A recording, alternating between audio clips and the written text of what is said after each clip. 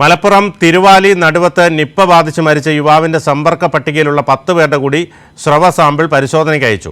രോഗലക്ഷണങ്ങളുള്ളവരുടെ സ്രവമാണ് പരിശോധിക്കുന്നത്. കണ്ടെയ്ൻമെന്റ് സോണിൽ Nipah protocol അനുസരിച്ചുള്ള നിയന്ത്രണങ്ങൾ ഏർപ്പെടുത്തി. പഞ്ചായത്തിലെ 4, 5, 6, 7 വാർഡുകൾ, മമ്പാട് പഞ്ചായത്തിലെ 7ാം വാർഡ് എന്നിവയാണ് കണ്ടെയ്ൻമെന്റ് സോണായി പ്രഖ്യാപിച്ചത്. ഇവിടെ പ്രോട്ടോകോൾ പ്രകാരമുള്ള നിയന്ത്രണങ്ങൾ ഏർപ്പെടുത്തി. ഈ വാർഡുകളിൽ നബിദിന ഘോഷയാത്രകൾ മാറ്റിവെച്ചു. ആളുകൾ കൂട്ടം കൂടുന്നതിനും വിലക്കേർപ്പെടുത്തി. സ്കൂളുകൾക്കും മദ്രസകൾക്കും കോളേജുകൾക്കും ട്യൂഷൻ സെന്ററുകൾക്കും അവധി നൽകിയിട്ടുണ്ട്. വ്യാപാര സ്ഥാപനങ്ങൾ 10 മണി മുതൽ 7 മണി വരെയാണ് പ്രവർത്തിക്കാനാവുക. യുവാവിന്റെ സമ്പർക്ക പട്ടിക ഇനിയും ഉയർന്നേക്കും.